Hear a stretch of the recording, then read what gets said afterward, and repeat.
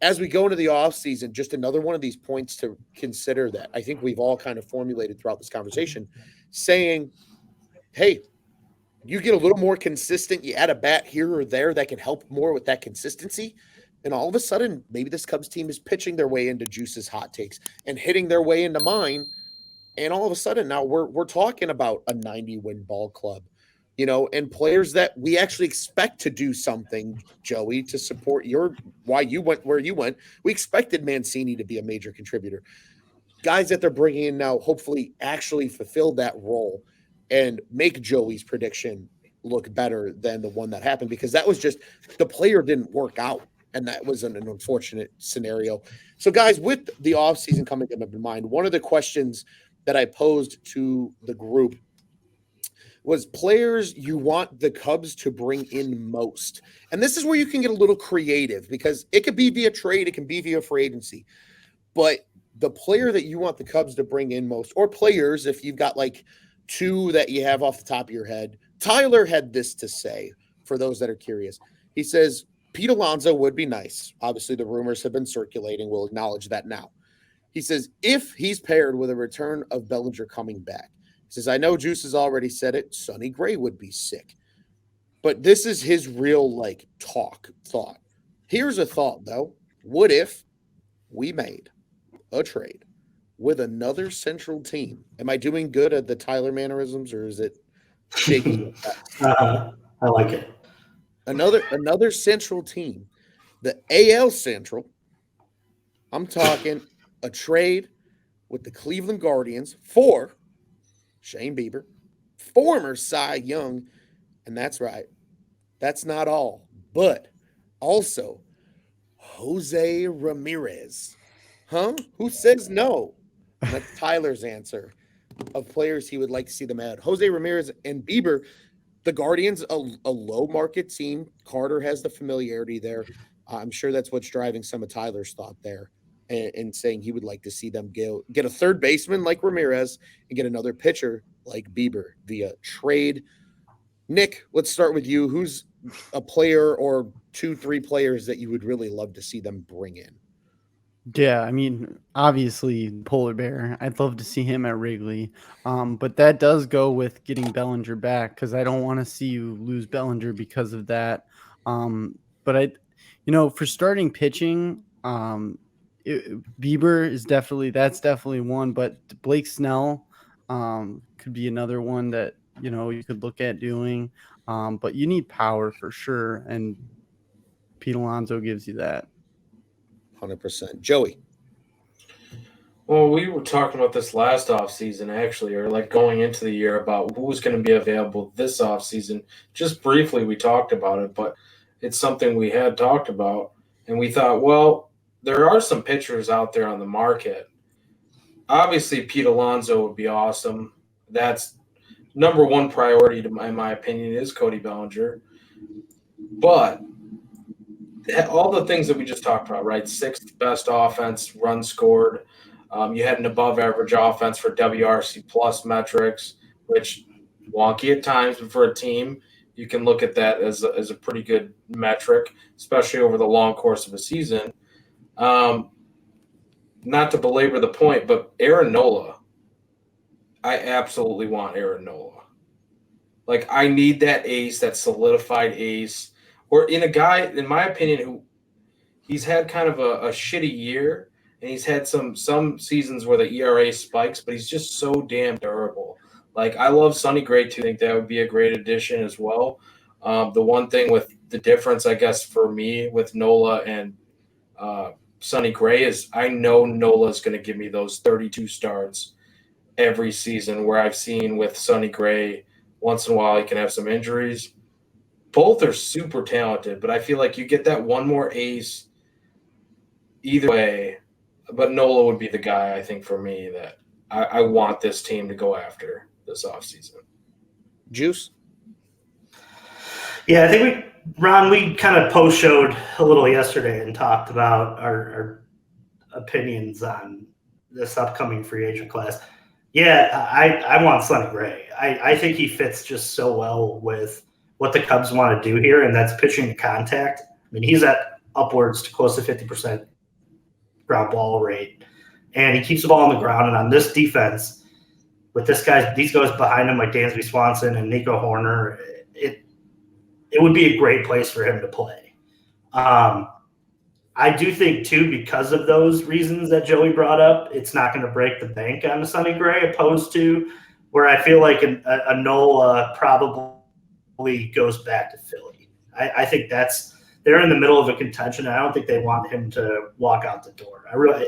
I don't know their cap situation, so they may not, be able to do that. But it's homegrown pitching, and very often that homegrown pitching doesn't leave there either.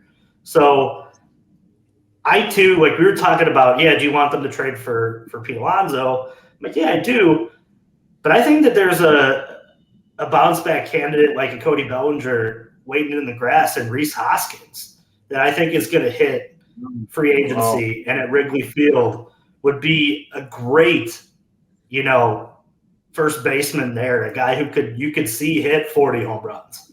And he plays a pretty good first. I think that may be the value play. And I'm going to say something pretty controversial here. It's something that I don't think a lot of people are going to agree with me with. But I have a real hard cutoff on a number for Cody Bellinger. And the reason for that is that if you go through Spotrac and look at his fastball, his hitting against fastballs, it was not great this year. And he really didn't hit the ball that hard. And I know he reinvented himself, and I know that, there's some truth to changing your game and getting on base and, poking the ball through. But I'm not paying upwards of $200 million for a guy who's poking the ball through the infield. You got to hit home runs as a left-handed power bat. And I hope that he can. And I know that he got hurt last year. And I know that, he hit, what did you say earlier, Ron? 24 home runs? Probably hits 30. But, yeah, it's one of those things that, like, I'm really concerned if you look deeper into what his season really was and can he replicate that again. Yeah. I'm interested to hear what your cutoff number is, Juice. It's around 160, 165. How many years? Well, yeah, how many years? I guess and that's the thing. Like, I don't go. He's 28. I don't go more than 4 or 5 years with that number. Okay. All right. So you're just you're saying not long term, basically, is what you're like. No 7, 8, 9 big Dansby. Well, and the flip on that too, Joey, is like, yeah, he deserves a raise, but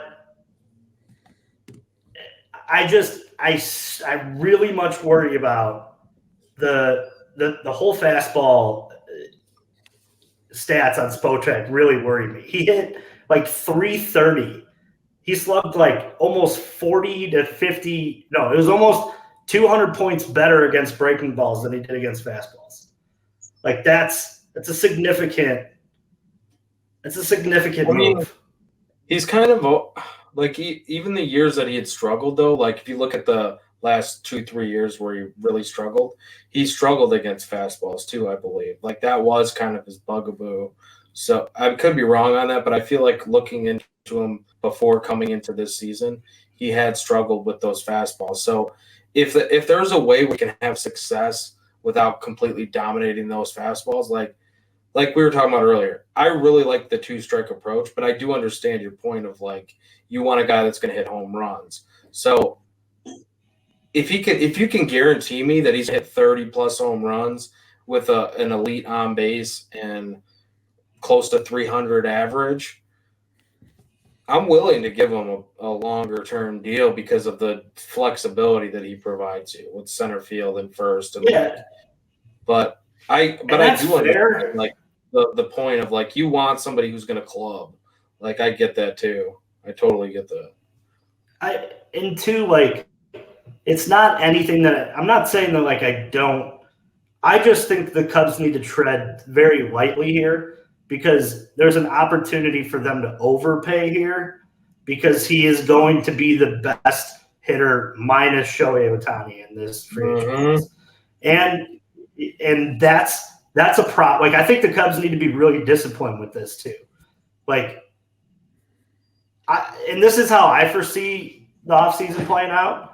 I think Shohei Ohtani is going to wait, and that means Belly's got to wait to get to his number, because he's going to base a little bit of what Shohei gets off of what he gets, and he's not going to be the first one in the pool. I'll tell you that. Because why would you? Because the teams that miss out on Shohei may pivot to Belly. Do you think, I don't know, like long term, how long Shohei's out pitching wise? Do you think he's going to wait as long as he can feel like how his rehab coming along, like just in his own progression of like as far as pitching goes? Because then the longer he can hold out, the more like positive news can come out as far as for other teams go. They're trying to sign him of how his arm looks too, because I know that's going to weigh a big factor too. So if he is waiting, and Belly's waiting, like think about it like this too. Like as we're having this conversation, what does Jed Hoyer always do? He always takes the smart approach, whether it be these contracts. He's very disciplined in that. Like, if he were to go crazy this time around, like for Cody Bellinger, not to say that he won't do it, but I kind of agree with your point on that, where I don't see him going over the top to a number that he's comfortable with, what they view him as. So that's one thing I've learned, like over the last, however many years that Jed's been running things, and even Theo, back to Theo's days, they're pretty disciplined as far as like what their number is and what they're willing to give guys. So I would trust them.